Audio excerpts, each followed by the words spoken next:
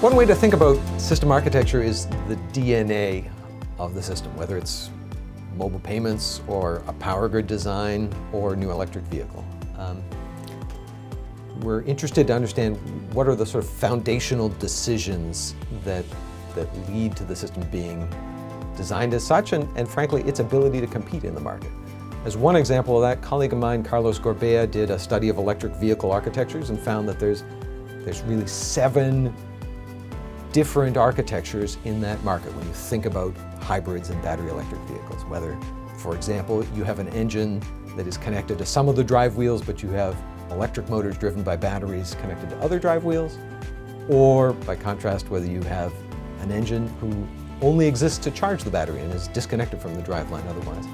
That's an example of architectural choices that many automakers are faced with today and frankly competing on today. As one small side note for that, Tesla and some other electric vehicle manufacturers made a big deal about the front trunk and the rear trunk.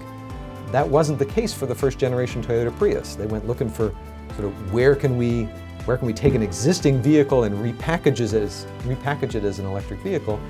And the chassis that they grabbed, essentially the place to put the batteries, was in the trunk. And so, first generation Prius, you've got this frankly tiny little trunk because the batteries are stacked below there. They are not located under the floorboards as they would be in a Tesla or a Rivian or several other electric vehicle designs today. And similarly, packaging in the front engine bay was previously driven by having an internal combustion engine in there, and so they didn't manage to make a front trunk either. It was sort of a compromise on all sides. So, in my view, some of the most fascinating architecture problems are where you have a bunch of different firms competing and they stake out different ground, not just in terms of their distribution, not just in terms of the features, but in terms of the underlying technical choice that they made and whatever advantages or disadvantages that offers. I ended up writing a book on the subject, on system architecture, which has been a fascinating journey. I never thought I'd write a book. It took us 4 years to write it. And we've been quite overwhelmed by the feedback. Something that happens now when I teach my course on system architecture here is I have students come up and say, what you said in lecture was wrong. Actually, in the book it says X and Y.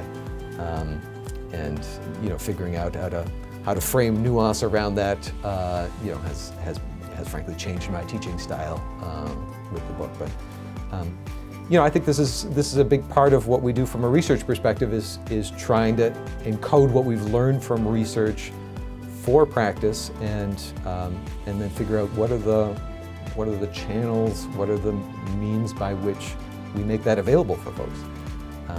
So writing a book was one piece of that mission from my perspective, and similarly we've now built a series of online courses that are available for open enrollment from MIT that has been another sort of avenue to disseminate that work and to make it available for people in practice.